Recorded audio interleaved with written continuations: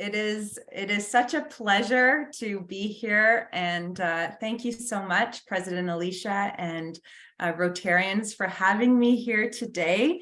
It's so lovely to see so many familiar faces on the screen here, and I was asked to just bring a bit of an update about the organization that I've worked for the last 10 years, which is 4-H, and I work for the national office.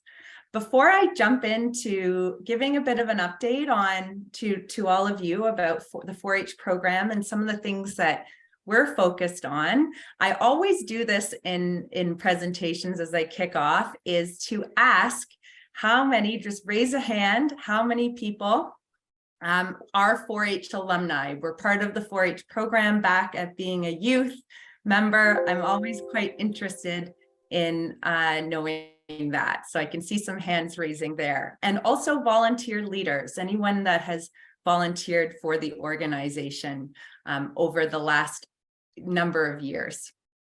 That's great. That's great. I know that there's many amongst us. Paul, you can move slide forward.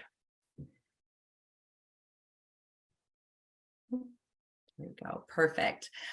So there's a video here in true 4-H fashion. We usually start with the 4-H pledge, which Paul so kindly did refer to. So Paul, if you could just play it. It's only about a 13-second pledge, but I will be saying it as well. I pledge my head to clear thinking, my heart to greater loyalty, my hands to larger service, my health to better living, my thoughts, my community, my country, and my world. Thank you. You can move slide now. I pledge my head to clear thinking. There we go. So as Paul, I won't spend too much time, but as Paul so kindly introduced me, my name is Megan. I live in Westport, Ontario. And just a little bit about myself again. I am a mom of 2 young sons who are going to be 4-H members very shortly. Here are some pictures of me when I worked at Easter Seals for the Easter Seal Telethon and other initiatives in Southeastern Ontario. I saw that Dwight Boyce did join here, and there's a picture of Dwight and myself and Krista LeClaire when I worked for Easter Seals. My husband and I do own the Cove in Westport, Ontario. It's a family business that my husband's family is a part of, and now we have taken the reins on that organization and operation as well. Most recently, I had the opportunity with my role at 4-H Canada and working for our national office to do some global work at 4-H. And so in October, I got to attend the United Nations and the Food and Agriculture Organization of the UN in Rome, Italy. So that middle picture there is me at the UN doing consultation on youth development at a global level with the 4-H program. I hope that my presentation today will give you little insights into an organization that many Canadians do know about if you grew up in certain areas of the country as well as certain eras. And I will give a little insight into some of the things that our national office is looking at as we continue to offer the 4-H program. Slide, please. So first and foremost, as I was preparing this presentation, I truly and just felt very strongly that it was such a great opportunity for me to share about 4-H with yourselves in the Rotary Club of Kingston. And part of that is because of our shared value of service. The 4-H program and what we're doing with young people is about bringing back and giving back to communities. Ultimately, that's what we want to empower in young people, to give back to their communities and thoughtfully lead. And it's such an honor to share that value with Rotarians and Rotary clubs. It really is a shared value. And I think a lot of what I will share with you today will resonate with your club and some of the things and challenges that we do also see at 4-H as we move forward. So thank you again for your service. And I hope that some of the information that I share about our youth development program and the service that we do as a youth development program is insightful for you.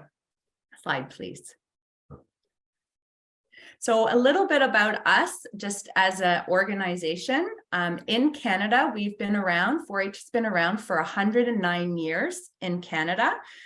You will hear us talk about our program as a positive youth development program under the motto of learn to do by doing. So in youth development, what we describe that as is experiential learning.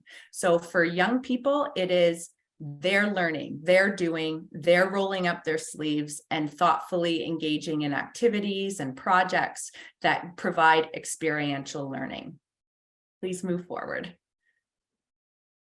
Our mission as a national organization across the country is to empower youth to be responsible, caring, and contributing leaders that affect positive change in the world around them.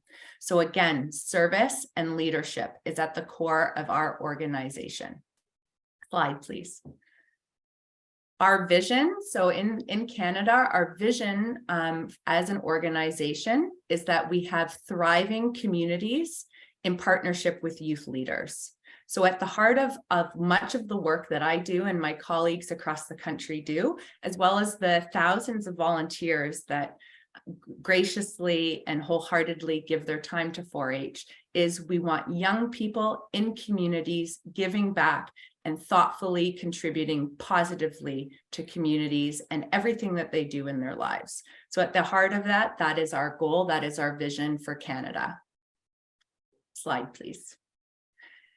So I referenced it a little bit, but one of the things that makes us unique in the youth serving organization and what we call our secret sauce of 4-H. And for those on the call today that are volunteer leaders of the 4-H program, you are part of this secret sauce of 4-H and what makes 4-H so unique. This is the part of the presentation that I'll go into a little bit more about some of the actual research and data around positive youth development and volunteerism at the 4-H program. Slide, move forward, please. Thank you.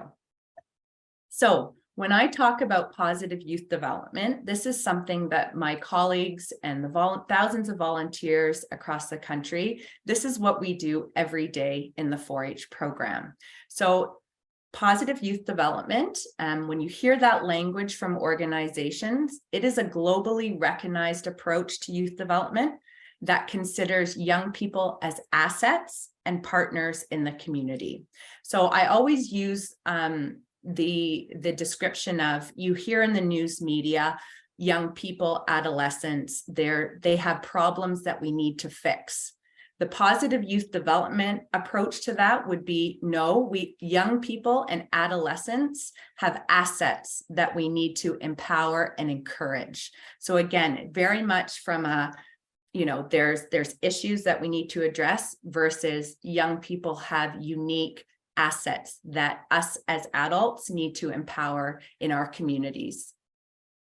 We don't focus necessarily on the activities, whether that's an arts and crafts club or a CAF club or an archery club. What we want to do is put in positive youth development through every interaction that a young person has as part of the 4-H program. The way that we're able to do this, and at the heart and the secret sauce of 4-H, is our volunteer leaders across the country who volunteer their time very locally to support young people's learning, development, and growth in 4-H. Without our volunteers, 4-H would not exist. So this is a very crucial component of our organization and something that we are looking at very closely as we look to the future of offering 4-H even more than we do. The graphic to the side there that you see, this is called our honeycomb. At the center of every 4-H program across the country, we want to make it safe, inclusive, and a fun environment. There will always be caring adults at the heart of any 4-H program. So volunteerism is an essential component. And the learn to do by doing motto, meaning experiential learning. So it doesn't matter if you're a 4-H club in Manitoba or a 4-H club in Newfoundland, at the core of the 4-H program are those three components. What we measure in our program and what we hope that young people develop are the little combs just on the outside. So positive values, responsibility, skill mastery, leadership development, planning and decision making. And with that recipe, we hope that young people come out of the program and turn into adults that are responsible, caring, and contributing. And so with being an organization that's been around for 110 years, every day I talk to alumni, and they will say that the 4-H program gave them skills that they use every day in their lives: public speaking, responsibility, how to run a meeting. And so we know that the 4-H recipe, this honeycomb, does work. And when I talk to alumni in my professional work with sponsors and other stakeholders, donors, this is what they'll say to us, is that it's these skills. It's not necessarily if they were part of the Dairy Club, it's about these skills that they learned. Slide forward, please. So 4-H in Canada today, we have just over 16,000 members across the country. Over COVID, we lost about 30% of our membership because as a youth development organization that has experiential learning, it was a very challenging time for 4-H. But we did retain through pivoting quite a strong membership in consideration that we were up against COVID-19.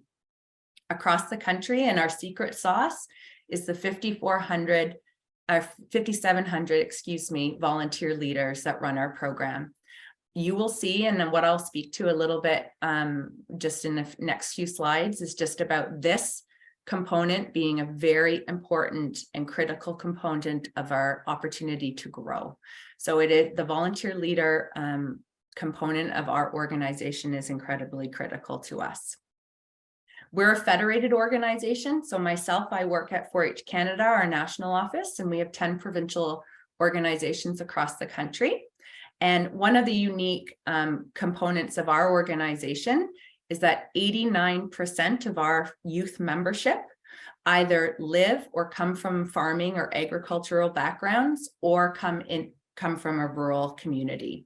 So in the youth serving sector, we definitely have quite a strong market share of rural Canada. Slide forward, please. In terms of the areas of focus, as an organization that has been around for 110 years, serving primarily rural and agricultural communities, we feel very strong that we're well positioned in terms of how to empower youth into the future and some of the things that both globally are being discussed and as well within our communities. So our programming focuses on 4 leadership development pillars and areas that we work with young people: community engagement and communications, sustainable agriculture and food security, science and technology, and the environment and healthy living. So these are the core of our buckets and areas that we work with young people to empower their skills.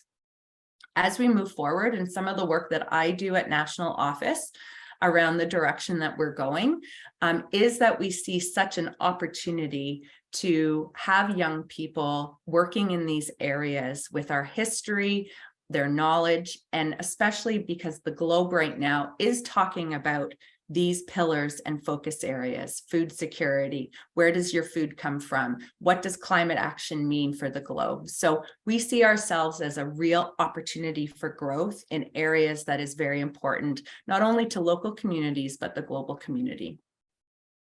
Slide, please. One of the interesting things that people don't realize about 4-H is that we are in 80 countries around the world. And so there is about 8 million young people a part of the 4-H program internationally and globally. A lot of people say, oh, I know the local 4-H club, but they don't realize that the sheer scope and scale of the 4-H program. Hence why I, as a Canadian representative, have got to participate in some of the global discussions with global entities around the direction of youth development in certain areas like agriculture. Slide forward, please. some of the work that we do at national office that I have been involved in is bringing young people to the table on important local, national, and global conversations. And so we spend a lot of time, and in my day-to-day world of talking to corporate Canada, looking at government funding, looking at how we tie and link youth development to real key priorities. My first thing is saying, where are the young people here in the room to talk about the future of this industry, talk about the future priorities? So we spend a lot of time advocating to have young people at the table. In my role now, I work with a lot of agricultural businesses and the ag industry. And what I find so interesting is when I'm in Ottawa, sitting at a agricultural conference, and I look around the room about the future of agriculture, there's not many people in that room that will be in the future of agriculture in a few years. Slide forward, please. Some of the things that we are focused on as an organization as well is the role that 4-H youth members can play in developing Canada's future workforce. Where are the jobs of tomorrow? What skills and assets do we need to create in young people so that we have thriving industries and leadership in these industries? So the agricultural industry in particular, skills and labor gap challenges, innovation, technology, these are things that we are wanting to offer to young people to prepare them for the future of work, and where there might be challenges that 4-H leaders can fulfill to move Canada forward. Some of our data and what we have seen with our alumni and 4-H members is that 98% of our 4-H membership across the country, when we survey them, feel they have been able to advance their career goals as a result of their involvement in 4-H, building skills, getting jobs. When I work with John Deere Canada, they say to me, when they see 4-H on a resume, they know they are getting a young person with great skills and assets. So that is something that as a national office, we are really focused on. Slide forward, please. So as we approach 110 years in Canada, we feel very strongly that there's no greater time than now for 4-H. This is part of my role, is to look at where we need to position ourselves as an organization for growth. But we definitely have challenges ahead. We definitely have major things that we need to focus on. Slide forward, please. So as we look at our strategic plan nationally and with our 10 provincial organizations and volunteer leaders, I just wanted to share a few more sentiments about some of the things that we're focusing on as an organization. I'm sure some of these are quite relevant even to Rotary and Rotary organizations across the country as well. So our strategic plan is about growth. We want to grow the number of members and volunteers that we have in the program. Leaders are the volunteer leaders that we have. Leaders are an essential component.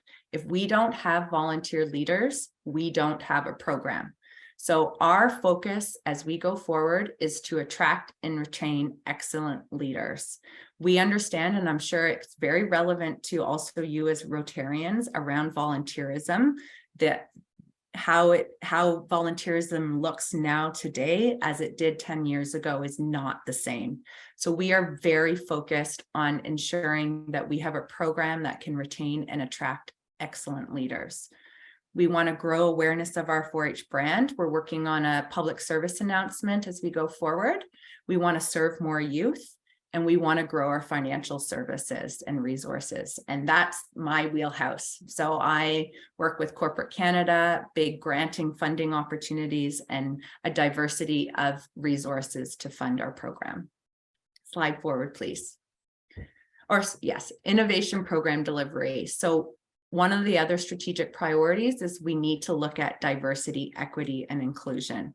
What are our rural communities looking like? How do we make sure that our program is inclusive and that there's not barriers to entry? So we've had to go through lots of transition in this way, being an organization that's been around for 110 years, and we'll continue to focus on that as we move forward. And the changing needs of young people, addressing the changing needs of our stakeholders. Volunteerism is different. The programming that young people want to be a part of is different. And so we have lots of work in that space that we're focused on. And then business excellence is our third pillar of our strategic plan. We want to research to better understand the needs of our communities. We think we know, but we need a bit more data to tell us to inform our decision making. And to improve our business infrastructure. Being a federated organization has its challenges. And so we definitely have some areas of need in terms of our overall infrastructure. But we're excited about the opportunities that lie ahead for us. Okay, slide forward, please. I think I'm almost done. So I just wanted to share this video with you all. This is just to give you a snapshot about 4-H and how we've talked about the organization overall. I want to thank you as Rotarians for inviting me to be here today to share a little bit about 4-H and some of the work that we're doing nationally and with our volunteer leaders and stakeholders across the country. I also wanted to extend my sincere thanks to you for all that you do for your communities. Just know that we are so appreciative that you choose to support 4-H clubs in the area, Darlene's Club and others that are doing really good work. These are the organizations, these are the clubs that we should be investing in for our future. And I know that Rotary is so committed to young people, and we are appreciative of all that you have done to serve and help young people in your communities. It is important work, and as a 4-H organization, we are grateful to have others to recognize the importance of youth development in your community. So thank you so much. So I'll leave off by just sharing this little video about 4-H to sign off. Thank you. We are the future of Canada, and this is our to-do list. We will do our part, do our best to learn, do right by our communities and the land that sustains us. We will do the right thing, do the world proud, and difficult though it may seem, do our utmost to lead. And all this we will do because through 4-H and the dedication of volunteers, we are learning to do by doing.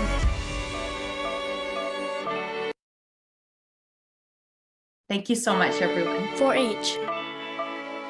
Do join us today. Thank you.